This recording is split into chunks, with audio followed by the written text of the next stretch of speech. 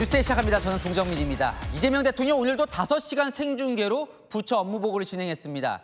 이 지난주 업무보고 때 설화 논란도 있었지만 이 대통령 국정을 투명하게 운영하고 또 집단 지성이 모여야 한다며 계속할 뜻을 밝혔습니다.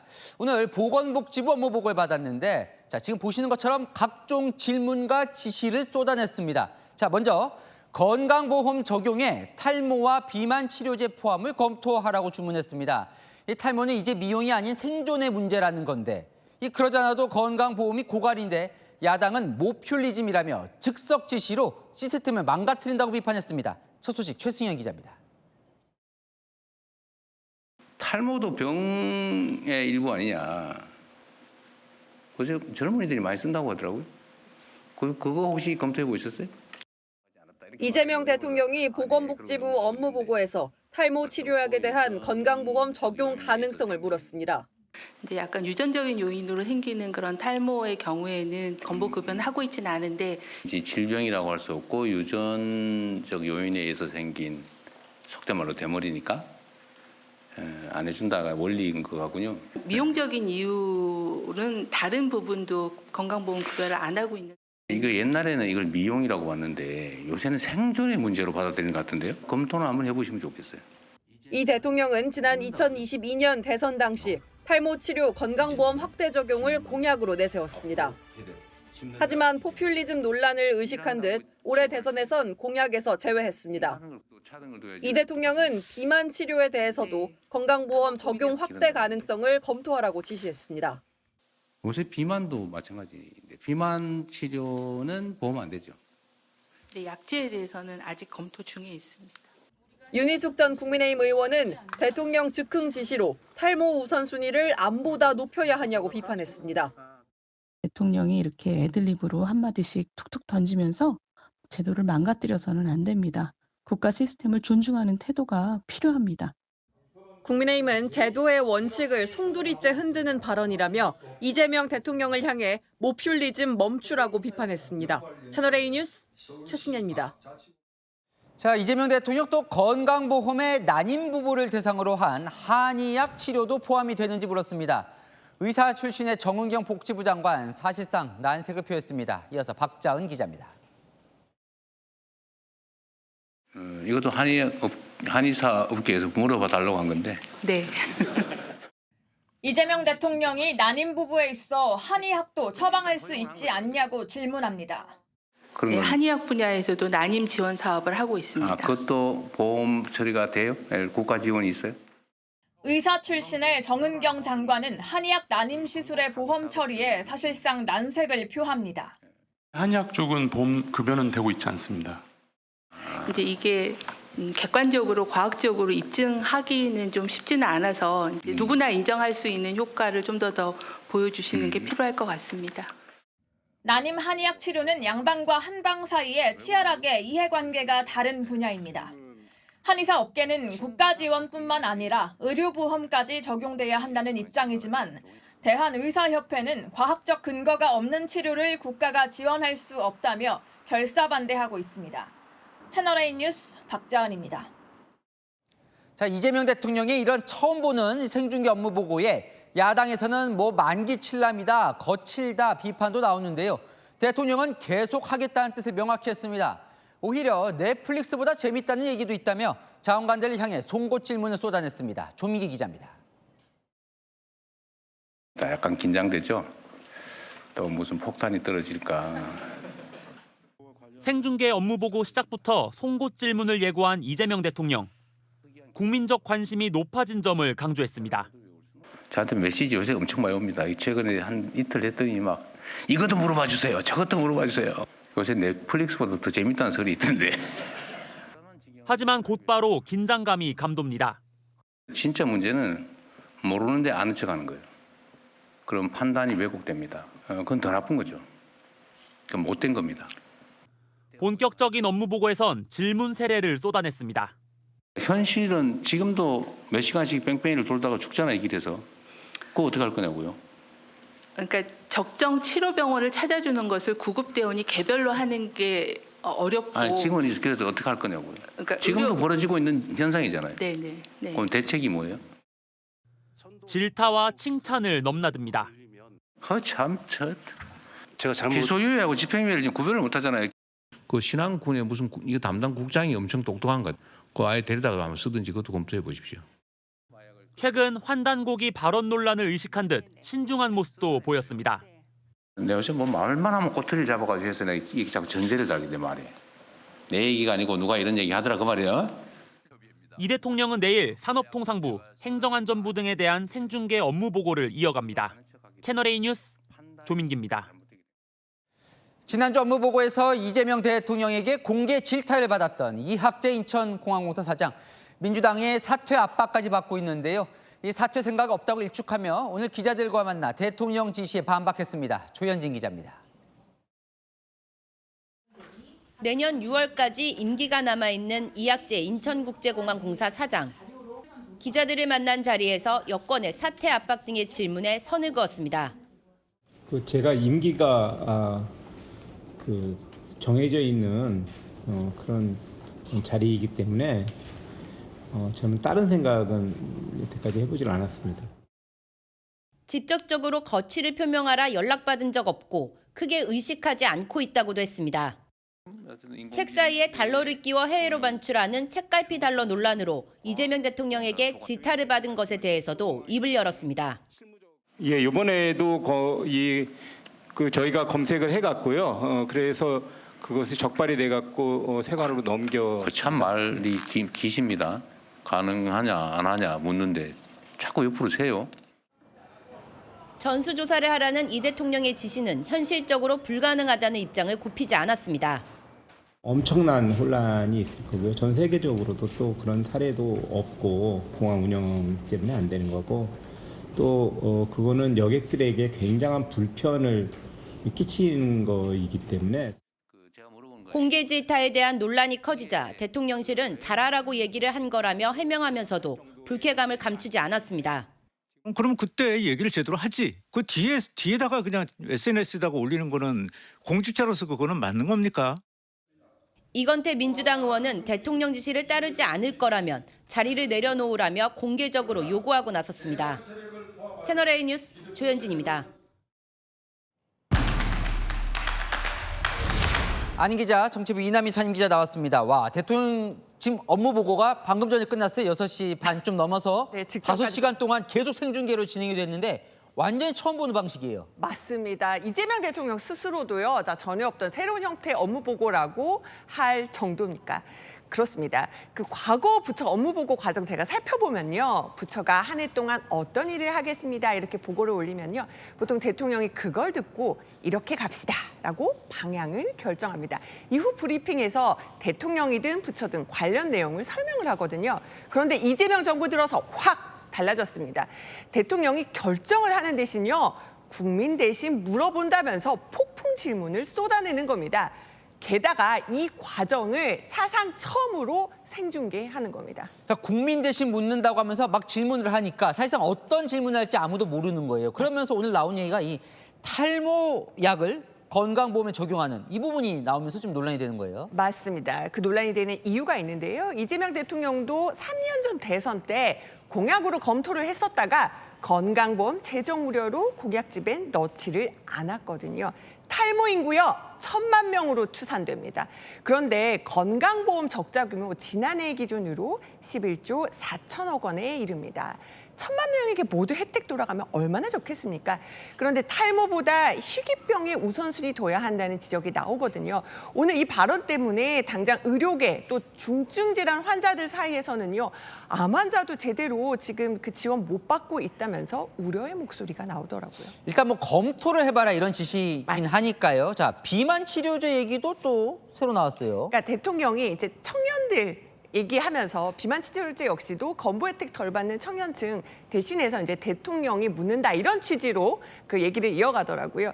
이제 고도 비만 같은 그런 수술적 치료는 건보 적용이 일부 되는데 나머지는 검토 중인 상황입니다. 근데 미용 용도로 비만 치료제 원하는 사람들도 있는데 이것까지 혜택 주는 게 맞느냐는 논란이 있을 수가 있겠죠. 난임 부부들 이 한약 치료하는 것도 매우 예민한 문제라고요. 이것도 지금 건보 적용 오늘 물어봤어요. 되는 거냐? 맞습니다. 근데 대통령 물어볼 때 이렇게 얘기하잖아요. 한의사 업계에서 물어봐 달라고 했다. 하면서 질문을 던지잖아요. 앵커가 얘기한 것처럼 난임 한의학 치료는요. 의사들 또 한의사들 이해관계가 첨예하게 엇갈리는 분야입니다. 그래서 의사 출신인 정은경 장관이 대통령 질문을 받았을 때 효과 입증하기가 쉽지 않다면서 말을 아꼈고요. 그런데 오늘 저희가 확인을 해보니까요. 탈모야, 비만 치료제, 또 난임 한의학 치료에 대한 이 건강보험 적용 부분은 아예 복지부가 사전 보고 내용에 담지 않았던 부분이라고 하더라고요. 그러니까 사실 복지부 입장에서도 좀 예상치 못한 질문이었을 수도 있는데 이거 끝나고 정의용 복지부 장관에게 기자들이 물어봤다면서요. 이거 어떻게 다 할 거냐? 뭐라고 답을 했어요? 일단 정은경 장관이 탈모약과 관련해서요. 타당성, 도입 필요성, 또 재정 규모 추계에 시간이 걸린다고 설명을 했습니다. 그러니까 당장 도입은 쉽지 않다 이런 뜻을 밝힌 겁니다. 한의학 치료 같은 경우도 지금 과학적 효과 따져봐야 된다 이런 그 설명을 하고 있기 때문에 당장 결론 내기는 쉽지 않아 보입니다. 근데 오늘 생중계 이렇게 쭉 저도 봤는데 응급실 뺑뺑이 같은 경우에는 사실 국민들 입장에서 화가 나는 부분이잖아요. 그 부분에서 착 해묻으니까 좀 속 시원한 대목도 있어요. 그런데 또 정치권에서 논란이 되는 건 또 왜 그런 거예요? 맞습니다. 야당은 이 부분을 지적을 하더라고요. 그러니까 대통령 조금 전에도 말했지만 즉흥 지시인데 이런 지시로 국정이 시스템으로 돌아가지 않을 우려가 있다. 이 점을 꼬집는 겁니다. 그러니까 대통령 역할은 신중하게 검토해서 결정을 내려야 하는 건데 국민 민원 이렇게 쏟아내면서 오히려 혼란을 가중시킬 수 있는 걸 우려하는 겁니다. 어쨌건 이런 논란이 있는 걸 대통령도 아는 것 같아요. 발언 보니까. 그런데도 오늘 계속 하겠다고 했는데 왜 한다고 합니까? 대통령 일단 설명을 드리기 전에 오늘 대통령 생중계 얼마나 했는지 따져봤어요. 자, 국무회의 업무보고 합치니까 거의 7시간 가까이 되더라고요. 생중계로 갔는데 이렇게 하는 이유에 대해서 대통령이 오늘 직접 설명을 했습니다. 국정은 국민에게 투명하게 공개돼야지 국민의 신뢰를 얻을 수 있다고 설명을 한 건데요. 국민들도 편집 없이 전체로 봐야지 제대로 알고 또 오해도 없을 것 같다는 겁니다. 그리고 지시하는 것도 그러니까 그걸 다 하라는 게 아니라 한번 검토해봐라. 안 되면 안 된다고 말하라. 이렇다는 취지라는 겁니다. 생중계 업무 보고 이번 주 계속 이어지거든요. 또 어떤 효과를 가져올지 좀 더 지켜봐야겠습니다. 네, 잘 들었습니다. 아는 기자 이남희 선임 기자였습니다.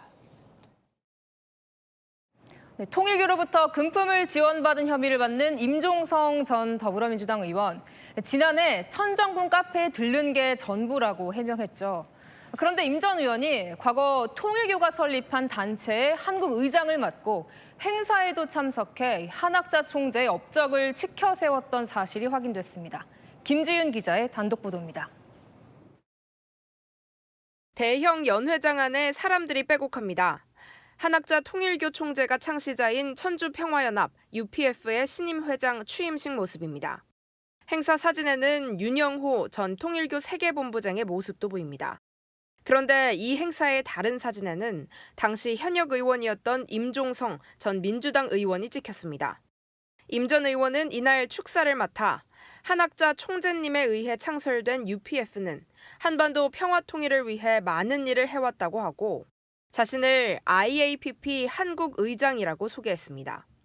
IAPP, 국제평화 국회의원 연합도 한학자 통일교 총재가 창시한 조직으로 알려져 있습니다.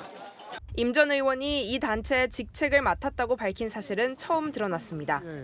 앞서 윤영호 전 본부장은 특검 조사에서 2020년 총선을 앞두고 임 전 의원에게 수천만 원을 줬다고 진술한 반면 임 전 의원은 천정궁은 지난해 말 지인이 예쁜 카페가 있다고 해서 놀러 갔다며 금품 수수 의혹은 전면 부인했습니다. 채널A는 IAPP 의장을 맡은 배경 등을 물으려 임 전 의원에게 전화와 문자로 접촉했지만 회신을 받지 못했습니다. 채널A 뉴스 김지윤입니다. 네, 통일교 로비 의혹과 관련해 어제 전재수 전 장관 압수수색 영장에 담긴 내용입니다. 2018년경 불상의 장소. 이렇게 두루뭉술하게 쓸 수밖에 없던 이유, 경찰은 애초 특검이 넘겨준 자료에 구체적인 시기나 장소가 특정돼 있지 않았다고 주장했는데요. 백승우 기자가 단독 취재했습니다. 오늘 새벽까지 통일교 천정궁 등과 전재수 전 해수부 장관 등 정치인 3인의 사무실 등을 압수수색한 경찰.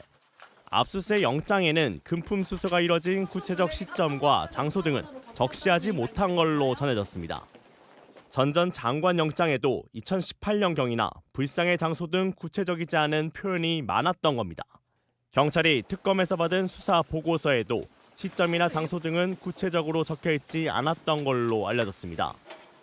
경찰 내부에선 금품 수수 진술을 확보하고도 특검이 일시나 장소를 특정하지 않아 의아하다는 반응도 나왔습니다. 경찰이 오늘도 김건희 특검을 압수수색한 것도 관련 자료 추가 확보 차원인 걸로 전해졌습니다. 반면 특검 측은 윤영호 전 통일교 세계본부장의 진술 자체가 애초부터 시기나 장소 등이 구체적이지 않았다는 입장인 걸로 전해졌습니다. 경찰은 지난 2018년 이후 전 장관 등 전현직 의원 3명의 일부 보좌진이 통일교 관계자와 여러 차례 통화나 문자를 한 기록 등을 추가로 확인하고 금품 수수와의 관련성 여부를 살펴보고 있습니다. 채널A 뉴스 백수호입니다. 네, 통일교의 전방위적인 로비 정황, 윤영호 전 본부장의 통화 녹취록으로 알려졌죠. 당시 통화 상대였던 통일교 간부가 오늘 한학자 총재 재판에 나왔는데요. 두 사람 사이에 거친 설전이 벌어졌습니다. 김지우 기자입니다. 한학자 통일교 총재와 윤영호 전 본부장의 재판에 증인으로 나온 이모 씨. 과거 통일교 계열 가정연합 부회장과 통일교 산하 UPF 한국회장을 지낸 인물인데 최근 공개된 윤 전 본부장의 정치권 로비 정황 통화 녹취록에서 전화통화 상대였습니다. 이 전 회장은 지난 대선 때 윤 전 본부장이 한 총재가 윤석열 후보 지지로 마음을 굳혔다고 한 게 맞느냐는 특검 질문을 듣고 발끈했습니다.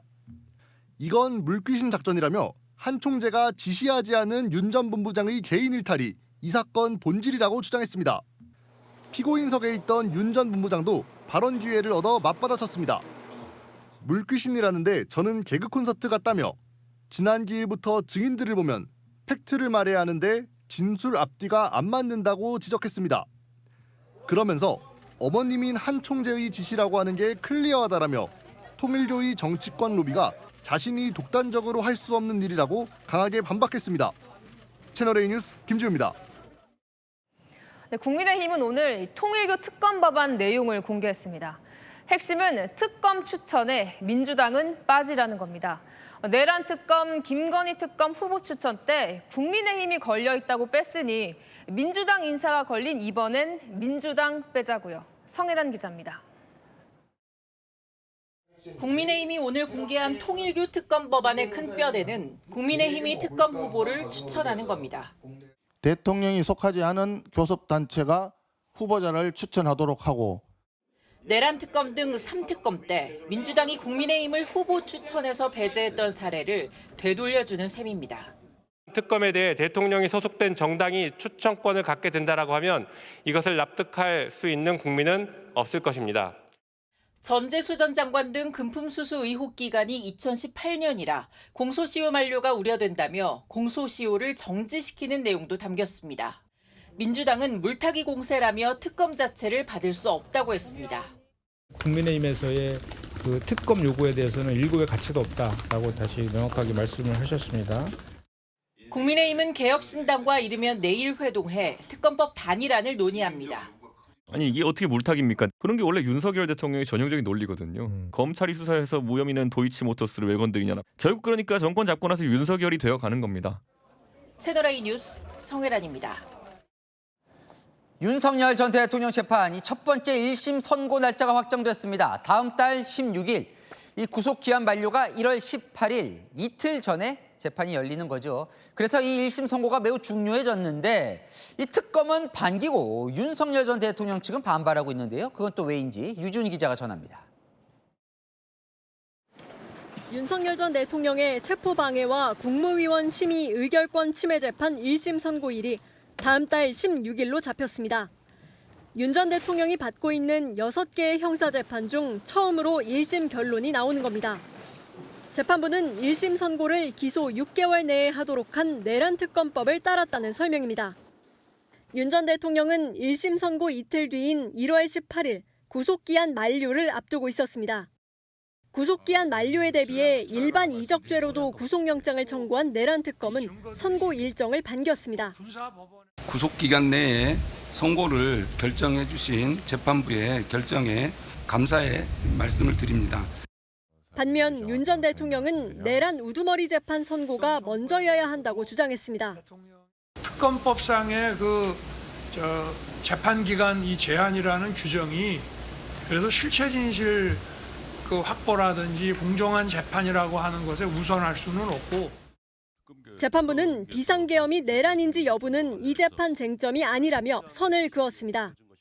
계엄 선포 자체가 내란에 해당하는지 불법인지 이 부분은 이 사건 공소 사실의 쟁점은 아닌 것으로 판단이 됩니다.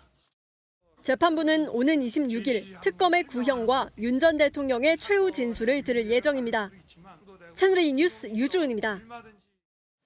민주당이 위헌 논란이 불거졌던 내란 전담 재판부 법안을 수정하기로 했습니다. 법안 이름에서 윤석열 전 대통령 이름 빼고 외부 추천, 판사 추천하는 거 빼고 자 이러면 위헌 소지는 없다고 자신을 했는데요. 하지만 또 법조계 이야기는 좀 다릅니다. 이준성 기자입니다. 더불어민주당이 내란 전담 재판부 설치 법안을 대폭 수정했습니다. 위헌 소지를 없앴다고 자신했습니다. 위헌 소지를 좀 삭제한 것을 이렇게 표현을 하시죠. 법안 명칭부터 손봤습니다. 법안 이름에 들어있던 윤석열 이름을 뺐습니다. 특정 개인을 대상으로 한다는 위헌 논란을 비켜가기 위해서입니다. 가장 큰 위헌 소지로 지적됐던 판사 외부 추천도 없던 일로 하기로 했습니다. 법무부뿐 아니라 헌법재판소도 추천하지 않고 법원 내부 판사들이 추천하기로 했습니다. 재판 지연을 막기 위해 2심부터 설치하기로 했습니다.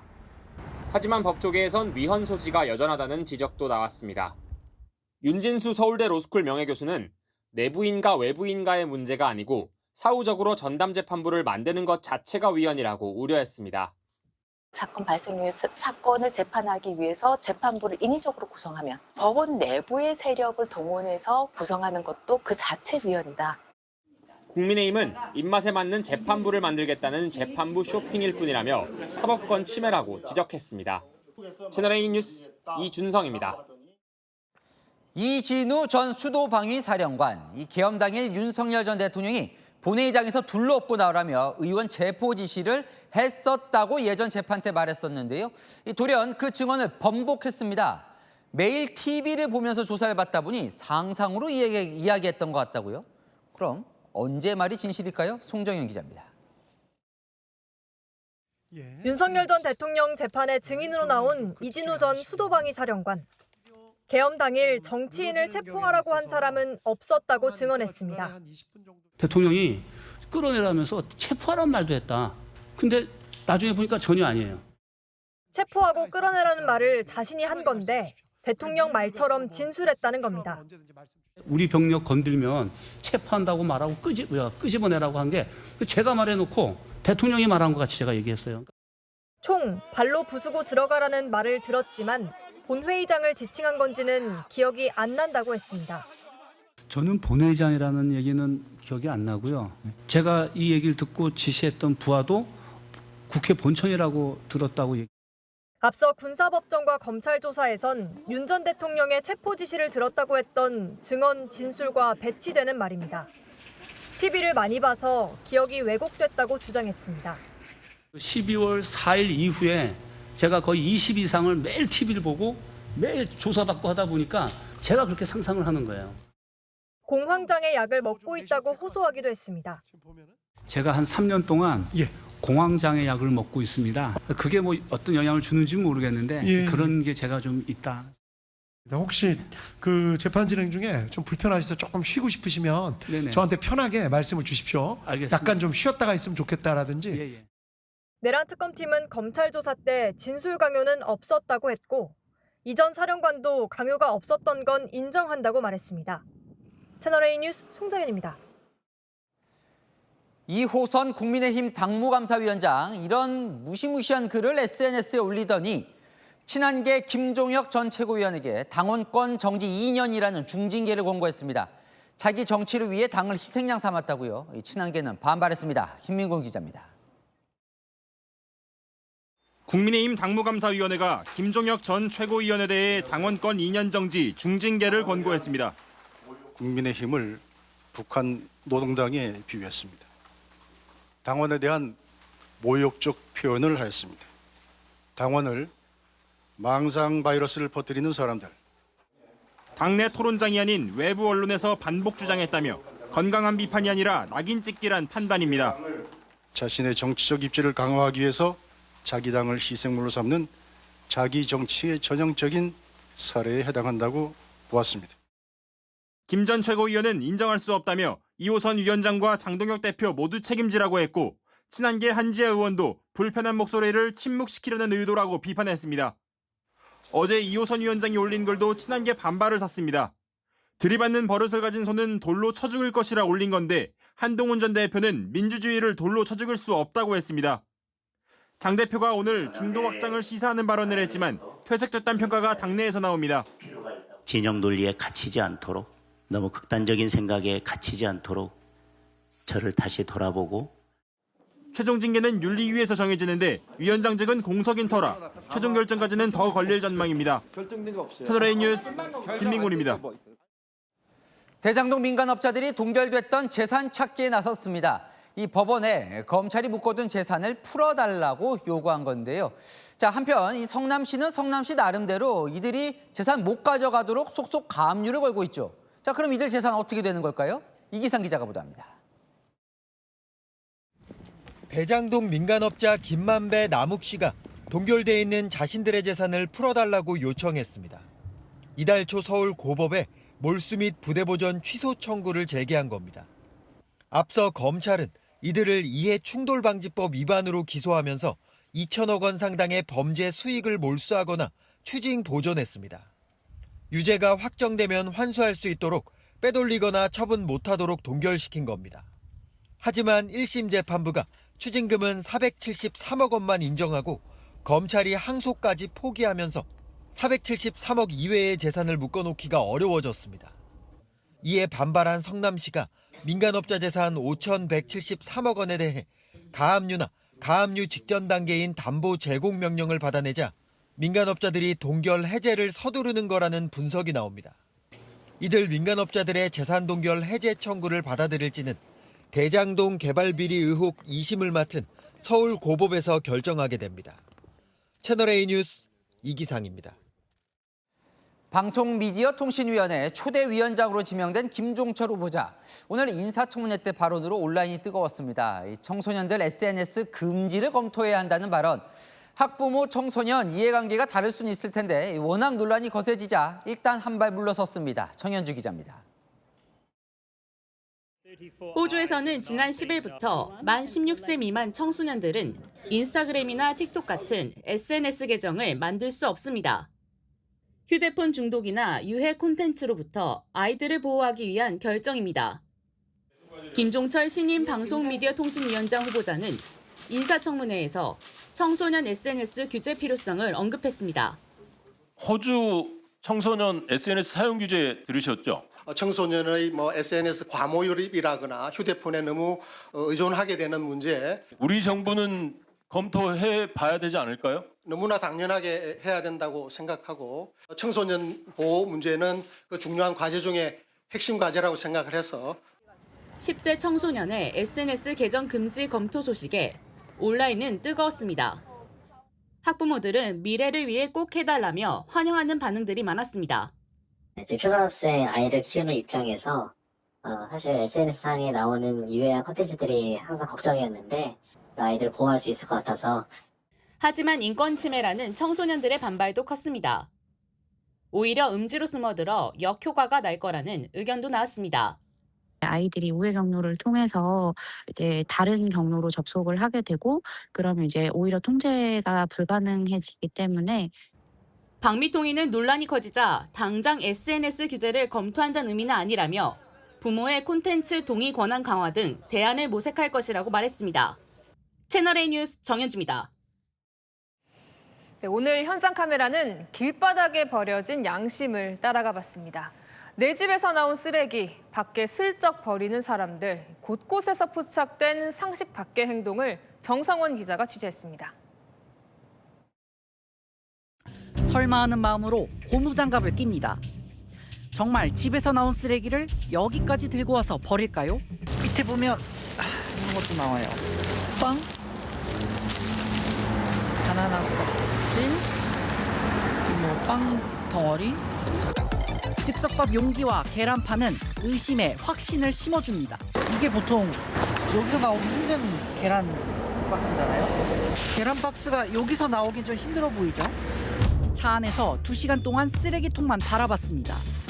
큼직한 봉투를 툭 버리고 떠나는데 느낌이 옵니다. 가볼까요? 가보자.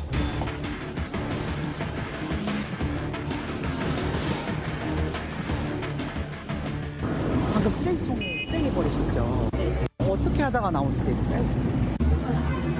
집에서 쓰시던 거예요? 근데 집에서 나온 쓰레기는 원래 종량제 봉투에다가 떼서 버려야 되잖아요. 쓰레기를 좀 처리하기 힘드셔가지고 저기다가 원래 좀 잘 버리죠. 컵라면 용기와 냉동 포장지, 생활 쓰레기 많네요. 이런 사람 은근히 많았습니다. 저기는 집에서 나온 쓰레기 버리면 안 되는 곳인데 버리시면 안 되는 거라서 가져가셔야 되지 않을까요? 가정에서 나온 쓰레기를 막 버리시는 분들이 있더라고요. 저 쓰레기 그런 경우 많아. 쓰레기통에 버리면 그나마 낫습니다. 이곳은 쓰레기 난장판에 버린 사람 찾는 단속반까지 뒀습니다. 음식물 쓰레기랑 일반 쓰레기를 같이 버린 거잖아요. 네. 이런 경우가 좀 많나요? 네, 거의 혼합해서 버리시는 경우가 많아요. 봉투를 열어 쓰레기 주인을 찾을 단서를 뒤져봅니다. 가위로 조각조각 자른 택배 송장을 이어붙여 주소를 완성하고 찾아갑니다. 계세요. 시흥시청 무단투기 단속반입니다. 계십니까? 선생님 단속되시라고 그치거든요. 단속되셨다고. 그러면 이 번호로 전화를 하시면 이제 안내를 해드리는 거죠. 어떻게 과태료가 나오는지. 쓰레기 무단투기 과태료 20만 원 고지서에 본인이 버린 쓰레기도 놓고 옵니다. 내 정보 숨기려고 갈기갈기 찢어버려도 맞추면 다 나옵니다. 가끔 맞춰봐가지고 증거 찾기도 하거든요. 이런 단속 피하려고 도호수만 잘라내거나 새까맣게 칠한 뒤 버리는 꼼수도 있습니다. 어디서 버렸는지 확인 못하게 하는 겁니다. 이것도 쓰레기 무단투기로 골칩니다. CCTV와 안내문이 무색하게 막 버린 쓰레기 봉투가 나뒹굽니다. 혹시 여기 쓰레기 무단으로 좀 많이 사겠는데? 이런 큰 봉지에다가 잡쓰레기 다 짜고 시켜갖고 막무가내지. 말도 안 듣고 막무가내지. 나 하나 편하자고 길바닥에 쓰레기와 함께 양심도 같이 버린 것은 아닐까요? 무단투기 하니까 도로변도 너무 어지럽고 이래서 분리배출 안 하고 그 음식 쓰레기도 이제 혼합해서. 현장 카메라 정성원입니다. 네, 갑질과 불법 의료시술 의혹이 불거진 방송인 박나래 씨가 영상으로 직접 입장을 밝혔습니다. 절차에 맡기겠다며 앞으로 추가 발언은 하지 않겠다고 했는데요. 논란에 대한 직접적인 해명이나 사과는 없었습니다. 강보인 기자가 보도합니다. 전 매니저들이 자신에게 제기한 의혹이 불거진 지 약 2주 만에 처음 모습을 드러낸 방송인 박나래 씨. 영상 속 박 씨는 화장기 없는 얼굴에 머리를 질끈 동여맨 채 굳은 표정으로 입을 열었습니다. 많은 분들에게 걱정과 피로를 드린 점 무겁게 받아들이고 있습니다. 전 매니저들이 제기한 여러 의혹 등에 대해서는 추가적으로 발언이나 설명은 하지 않겠다고 밝혔습니다.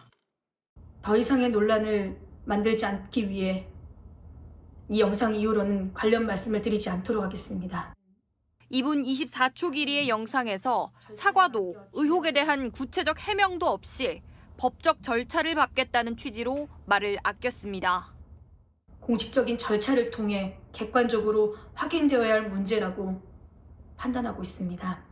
시간이 필요한 문제는 차분히 절차에 맡겨 진행하도록 하겠습니다. 불법 의료시술 의혹 등 자신을 향한 추가 의혹과 근거 자료가 계속 공개되는 상황에서 섣부른 해명으로 추가적인 논쟁을 일으키기보다는 자신이 나서 여론을 진정시키고 법적 책임을 가리는 일에 집중하겠다는 의도로 해석됩니다. 한편 박 씨를 고소한 전 매니저 측은 잘못했다, 거짓말했다는 내용은 없었다며 입장이 달라진 게 없다, 소송 절차를 밟을 것이라고 밝혔습니다. 경찰은 이번 주 안에 전 매니저들을 불러 고소인 조사를 진행할 계획입니다. 채널A 뉴스 강보인입니다. 네, 류중일 전 야구 대표팀 감독이 전 며느리가 제자와 부적절한 관계를 가졌다며 엄벌을 호소했었죠. 파문이 가족으로까지 번지고 있습니다. 사돈 가족이 아들 부부 집에 카메라를 설치한 혐의로 재판에 넘겨졌는데요. 권경문 기자가 보도합니다. 주방 서랍 위에 남성 2명이 홈캠으로 불리는 IP 카메라를 설치합니다. 카메라 각도는 거실 쪽을 향하게 맞춥니다. 이곳은 류중일 전 야구 대표팀 감독 아들 부부의 신혼집인데 전 며느리의 남동생 등이 카메라를 설치한 겁니다. 당시 이혼 소송이 진행 중이던 유 전 감독 아들 부부는 신혼집을 비운 채 따로 살고 있었습니다. 그런데 아들 유 씨가 물건을 찾으려 이 집에 왔다가 종이 상자 속에 들어있는 카메라를 발견했습니다. 영상 녹화와 음성 녹음이 되는 카메라였습니다. 몰래카메라가 설치되어 있는 걸 확인했습니다.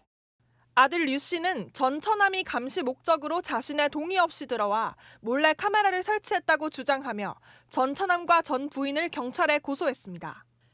검찰은 약 1년 반 동안 수사한 끝에 지난달 아들 유 씨의 전 처남과 전 장인을 통신비밀보호법 위반 혐의로 재판에 넘겼습니다. 전 장인은 채널A에 재판 중인 사안이라 말할 것이 없다면서 가장 큰 피해자인 손주가 손가락질을 당할까 걱정된다고 밝혔습니다. 채널A 뉴스 권경문입니다.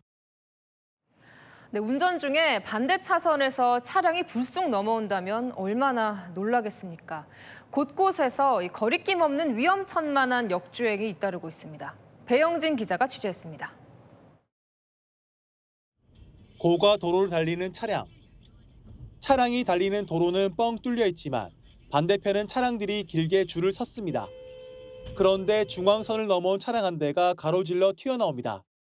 운전자가 브레이크를 밟아 겨우 사고를 피하는데 정작 이 차는 아무 일 없었다는 듯 방향을 틀어 우측 출구로 내려갑니다.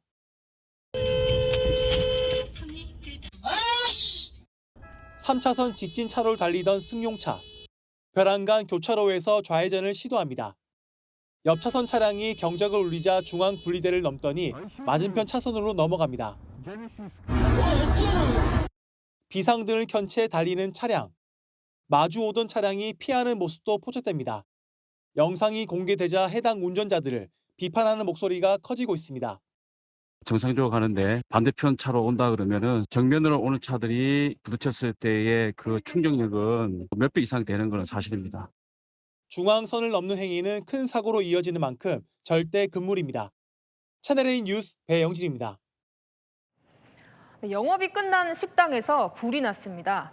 지나가던 시민이 주저없이 소화기를 들고 화재 현장에 달려갔습니다. 주변 시민들도 힘을 보탰는데요. 불길을 잡은 뒤 말없이 떠난 시민은 누구였을까요? 배유미 기자가 취재했습니다. 도로변 식당에서 시커먼 연기가 뿜어져 나옵니다. 불길은 점점 커지고 불씨가 인도로 떨어집니다. 인근에 지나던 차량이 멈추더니 운전자가 소화기를 들고 달려갑니다. 앉았다 일어났다를 반복하며 소화기를 연신 뿌립니다. 주변 편의점 직원과 손님도 소화기를 전달하며 힘을 보탭니다. 마침내 불길이 잡히고 운전자는 조용히 자리를 뜹니다. 이를 지켜본 시민들은 의인이 누군지 수소문에 나섰고 결국 운전자를 찾아냈습니다. 상가에 LPG 가스를 배달하던 기사였습니다. 영업이 끝난 빈 식당에 불이 난 걸 보고 그냥 지나칠 수는 없었다며 가스 판매 조합에서 평소 받았던 교육이 큰 도움이 됐다고 말합니다. 끄고 봐야 되니까 옆에 또 사람들도 또 다칠 수도 있으니까 뭐 아무 생각 없이 일단 뛰었어요. 항상 뭐 소화기를 같이 있다 보니까. 이 씨의 신속한 대처가 더 큰 피해로 번지는 걸 막았습니다. 채널A 뉴스 배유미입니다. 네, 박정희 전 대통령의 장손이자 박근혜 전 대통령의 조카 박세현 씨가 최근 해병대에 입대했습니다. 신병 수료식에서 아버지 박지만 씨에게 경례하며 눈물을 터뜨리는 모습이 화제가 되고 있는데요. 김용성 기자가 보도합니다. 해병대 교육훈련단 연병장. 6주간의 훈련을 마친 수백 명의 신병들이 늠름한 모습으로 서 있습니다. 수료식 중 진행된 시상식에서 한 신병이 주한미 해병대로부터 우수 신병상을 받습니다. 이어 박정희 전 대통령의 장남 박지만 이집 회장이 등장해 신병과 함께 사진을 찍습니다.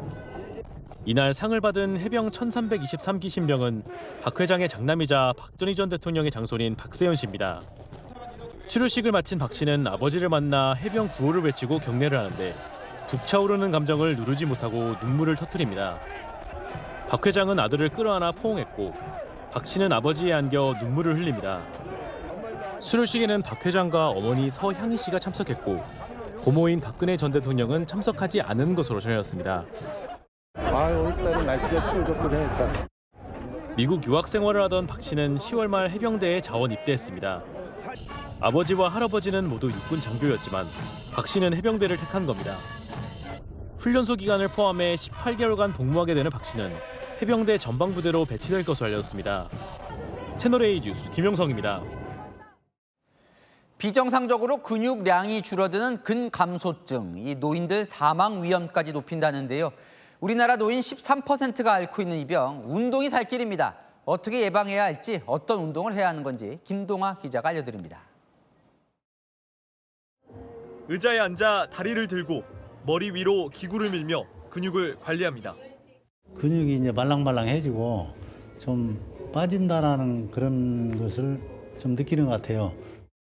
우리나라 65세 이상 노인 중 13.1%가 근감소증을 앓고 있는 것으로 나타났습니다. 이 근감소증은 사망 위험을 3배 가까이 높입니다. 신체 활동도 감소를 하고 기능도 감소를 하고 이로 인해서 만성질환 발생이 한 2배 이상 높아지는데요. 사망 위험까지 높이는 결과를 초래할 수 있습니다. 가장 좋은 예방법은 운동입니다. 운동을 하면 근육 호르몬 마이오카인이 생겨 근육 감소를 막고 지방간도 줄여줍니다. 근력 운동이라고 해서 무조건 무거운 물건을 들어 올려야 하는 건 아닙니다. 노인들이 할 수 있는 근력 운동을 배워보겠습니다. 다리 한쪽을 벽에 댄 뒤 물병을 들고 있으면 전신 근육 강화에 도움이 됩니다. 이렇게 엉덩이에 자극 가네요. 네, 무릎 살짝만 밖으로 벌려주세요. 그렇죠. 여기서 이제 신경 써야 되는 건 얘 골반이 또 삐뚤어지면 안 돼요. 의자에 손을 얹고 한쪽 다리를 들거나 이 상태에서 물병을 주고받는 것도 대표적인 운동입니다.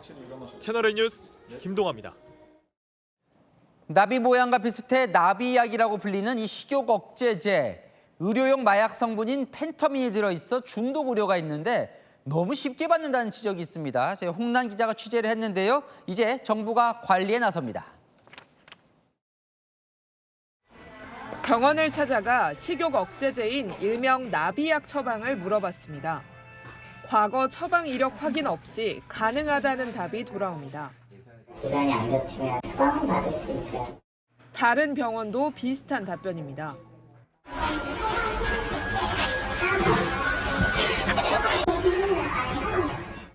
정부가 앞으로는 이 약을 처방할 때 과거 1년간의 투약 이력을 의사들이 직접 확인할 것을 권고했습니다.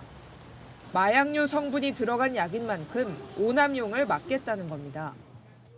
식욕 억제제에 들어있는 펜터민 등 마약류 성분은 오남용 시 불면, 우울증, 어지러움을 유발합니다. 다만 이번 조치는 권고사항으로 강제성을 띠지는 않습니다. 식약처 관계자는 향후 의무화를 위해 시스템 구축과 의료계 협의가 필요한 상황이라고 답했습니다. 식약처는 마약 성분이 포함된 다른 약품에 대해서도 투약 이력 확인을 추진합니다. 내년에는 수면제 졸피뎀에 대한 투약 이력 확인을 권고할 방침이라고 밝혔습니다. 채널A 뉴스 홍란입니다. 젊은 사람들이 해외 투자를 많이 해서 걱정이라는 발언 때문에 논란이 됐던 한국은행. 또 서학개미 탓을 하고 나섰습니다. 이 환율 상승은 유동성, 그러니까 돈이 많이 풀려서가 아니라 해외 투자 급증 때문이라고요. 그런데 지표를 보면 미국 주식 투자 규모가 줄었는데도 환율은 올랐습니다. 그럼 진단은 제대로 하는 걸까요? 여인성 기자입니다. 최근 환율 상승이 정부와 중앙은행이 돈을 많이 풀어서 생긴 현상이라는 주장이 제기되자 한국은행이 공식 반박에 나섰습니다. 한은은 공식 블로그와 브리핑을 통해 환율 상승은 유동성 때문이 아니라 해외 투자 급증과 수출 기업의 외화 보유 영향이라고 설명했습니다. 앞서 논란이 됐던 이창용 총재의 인식을 되풀이한 셈입니다. 젊은 분들이 하도 해외 투자를 많이 해서 왜 이렇게 해외 투자를 많이 하냐고 물어봤더니 답이 쿨하잖아요. 그래서 이게 무슨 유행처럼 막 커지는 게 지금 그래서 그런 면에서 걱정이 됩니다. 온라인 커뮤니티에선 무능한 한국은행이 자기 변명만 한다. 환율 문제를 남 탓으로 돌린다는 비판이 나왔습니다. 통화량이 지난 9월 기준 4,430조 원으로 사상 최대 수준에 이른 가운데 유동성 영향은 크지 않다는 한은의 설명이 납득하기 어렵다는 반응이 나옵니다. 국내 투자자들의 미국 주식 순매수 결제액은 전주 대비 77% 이상 감소했지만 환율 상승세는 여전합니다. 외환당국은 환율 안정을 위해 외환 스와프를 1년 더 연장하는 국민연금 카드까지 꺼내들었습니다. 이재명 대통령은 오늘 복지부 업무보고에서 국민연금의 국내 주식 비중 확대를 검토하라고 지시했습니다. 국민연금발 달러 수요가 낮아지면 고환율 상황에 도움이 될 수 있다는 분석이 나옵니다. 채널A 뉴스 여인선입니다. 김범석 쿠팡의장 내일 국회 청문회에 부득이하게 비즈니스 일정으로 못 나온다고 했었죠. 그래서 저희가 물어봤습니다. 그 부득이한 일정이 뭔지, 김범석 의장은 대체 해외 어디에 있는지요. 돌아온 답은 어디 있는지도 모른다였습니다. 장호림 기자입니다. 글로벌 기업의 CEO로서 공식적인 비즈니스 일정을 이유로 청문회 증인 불출석 사유서를 제출한 김범석 의장. 청문회를 불참할 만큼 중요한 공식 일정임에도 쿠팡은 김 의장의 일정에 대해선 잘 모른다고 밝혔습니다. 김 의장은 해외에 거주하고 근무하고 있다고 했지만 쿠팡은 그가 현재 어디에 있는지도 모른다고 했습니다. 김 의장이 쿠팡 모회사가 있는 미국에 있는지, 새로운 시장 공략을 위해 대만에 머물고 있는지 소재 파악이 안 된다는 겁니다. 김범석 의장 지금 어디 계십니까? 물리적인 위치는 제가 이제 알지 못하고 있습니다. 내일 국회에 출석하기로 한 헤럴드 로저스 쿠팡 임시 대표의 국내 입국 여부에 대해서도 모른다는 말만 되풀이했습니다. 쿠팡이 보상 등 민감한 사안들에 대해선 침묵하면서 사업 확대에만 몰두하고 있다는 비판도 제기됩니다. 실제 쿠팡은 개인정보 유출 발생 직후인 지난 3일 국내에서 총 3건의 상표권을 등록하는 등 신규 사업 추진에 속도를 내고 있습니다. 상표 출원을 하게 되면 이제 그 사업을 하겠다 하고 대부분 사람들이 그렇게 출원을 해요. 쿠팡을 둘러싼 논란이 계속되는 가운데 쿠팡 노조는 김범석 의장이 실질적인 경영 책임자로서 진정성 있는 사과를 해야 한다고 주장했습니다. 채널A 뉴스 장호림입니다. 네, 중일 갈등이 출구가 안 보입니다. 이번엔 중국이 무인 스텔스 드론의 비행 영상을 공개했습니다. 사실상 일본 전역을 타깃할 수 있는 무기로 압박에 나선 건데요. 일본 다카이치 총리도 이번 사태를 촉발시킨 대만 발언을 철회할 뜻이 없다는 입장을 유지했습니다. 베이징에서 이윤상 특파원이 보도합니다. 활주로에 들어선 전투기가 곧바로 이륙하더니 20분 정도 비행을 합니다. 어제 중국 관영 CCTV가 공개한 최첨단 스텔스 무인기 차이홍 7의 첫 비행 모습입니다. 近日，彩虹7高空高速长航时无人机在西北某机场成功首飞。 10km 이상 고도에서 시속 700km 안팎의 속도로 15시간 동안 비행이 가능합니다. 특히 24개 이상의 미사일을 장착할 수 있어 정찰뿐 아니라 장거리 정밀 타격도 가능한 것으로 알려졌습니다. 특히 중국은 작전 반경이 3,000km에 달한다고 강조했는데 중국 베이징에서 일본 홋카이도 삿포로까지 직선 거리로 2,100km인 것을 감안하면 사실상 일본 전역이 타깃인 겁니다.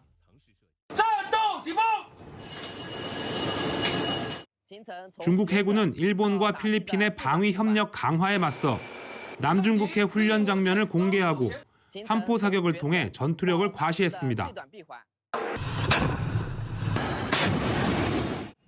그러면서 열흘 전 오키나와 인근 해역에서 발생한 전투기 레이더 조준 논란에 대해 정상적인 훈련이었다고 재차 반박했습니다. 卑劣行径和政治操弄都不可能得逞. 공산당 기관지 인민일보는 다카이치 일본 총리가 중일 관계를 악화시켜 자국 경제를 수렁으로 몰아넣고 있다고 맹비난했습니다. 이런 가운데 다카이치 총리는 오늘 일본 국회에서 대만 유사시 개입 가능성 발언에 대해 일부 문제가 있다는 점을 인정하면서도 발언 철회 언급은 하지 않았습니다. 베이징에서 채널A 뉴스 이윤상입니다. 네, 무고한 시민 15명의 목숨을 앗아간 호주 본다이 해변 총기 난사 사건 소식으로 이어갑니다. 당시 영상들이 추가로 공개되고 있는데요. 총격범과 경찰이 아주 가까운 거리에서 총을 겨누는 긴박한 순간도 포착됐습니다. 장하얀 기자입니다. 총소리를 들은 남성이 황급히 밖으로 나갑니다. 바깥 상황을 보니 주차된 차량 옆으로 경찰들이 몸을 낮춘 채 다리 위 용의자를 체포할 기회를 노리고 있습니다. 총을 든 남성의 이목구비가 선명히 보일 만큼 가까운 거리입니다. 현지 시각 그제 호주 시드니 본다이 해변에서 발생한 총격 사건 당시 긴박했던 영상들이 추가로 공개됐습니다. 총격범이 바로 코앞에서 총을 들고 두리번거리는 일촉즉발의 상황에서 어른들이 아이를 달래기도 합니다.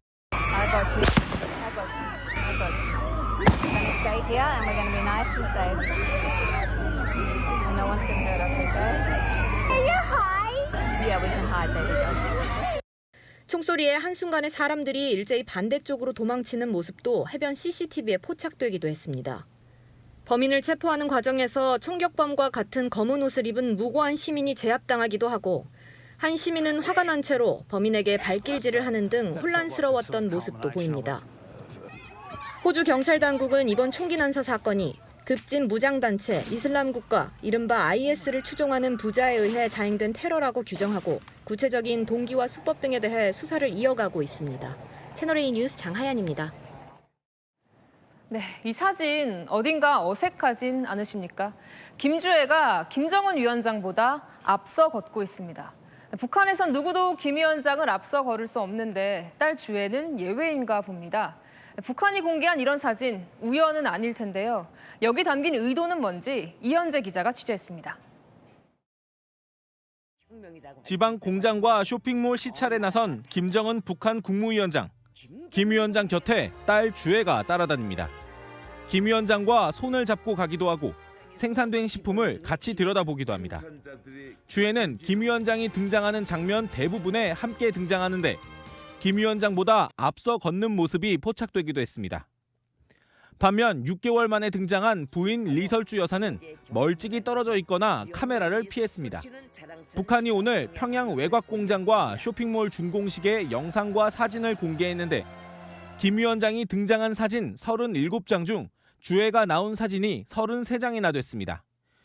김 위원장만 나온 사진은 4장뿐이었습니다. 주애가 등장한 사진은 6개월 전엔 23장, 지난달에는 11장이었는데 이번에 가장 많이 공개된 겁니다. 전문가들은 사실상 주애가 김 위원장의 일정을 함께할 정도로 지위가 격상됐다고 보고 있습니다. 주애가 김정은보다 중앙에 위치한 사진들이 있거든요. 김정은이나 김정일 후계 시기에는 사실상 불가능했던. 일각에서는 내년 초 5차 당대회를 앞두고 주애가 첫 당 직함을 부여받을 수 있다는 전망을 내놓고 있습니다. 채널A 뉴스 이현지입니다. 네, 일본의 대표적인 겨울 여행지죠. 홋카이도에 기록적인 폭설이 내렸습니다. 항공기가 결항되고 정전에 열차도 멈추면서 일상이 마비됐는데요. 현지 주민들도 12월에 이런 눈은 처음이란 반응인데 어느 정도인지 박선영 기자가 보도합니다. 앞이 보이지 않을 정도로 눈이 쏟아집니다. 눈이 쌓인 활주로 위에선 항공기들이 출발하지 못하고 대기 중입니다. 그제 저녁 홋카이도 삿포로 신치토세 공항의 모습입니다.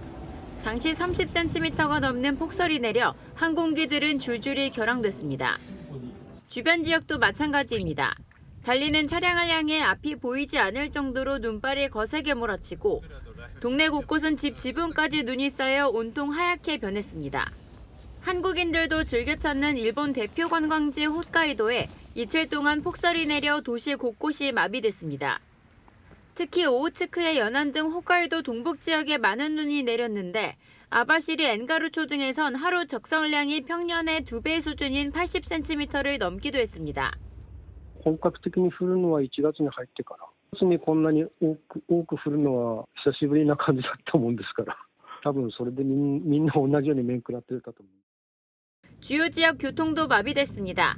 NHK 등에 따르면 삿포로 신치토세 공항에서 이틀간 결항된 항공편만 210편이 넘는 것으로 나타났고 열차 운행도 곳곳에서 중단됐습니다. 全部沖縄運休になったんで釧路もう一泊して、でこれからバスで札幌へ向かいますけど。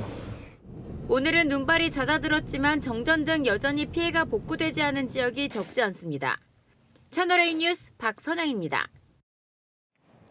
브라질에선 강풍이 도시를 덮쳤습니다. 거대한 조형물이 맥없이 쓰러지고 나무도 뿌리째 뽑혔는데요. 정전 피해도 속출했습니다. 문예빈 기자입니다. 거대한 조형물이 기우뚱하더니 그대로 곤두박질칩니다. 산산조각난 잔해가 와르르 쏟아지고 파편은 사방으로 튑니다. 현지 시각 15일 브라질 남부 포르투알레그리 지역 일대에 시속 90km 안팎의 돌풍이 불면서 구아이바에 설치된 자유의 여신상 복제조형물이 쓰러지는 사고가 발생했습니다.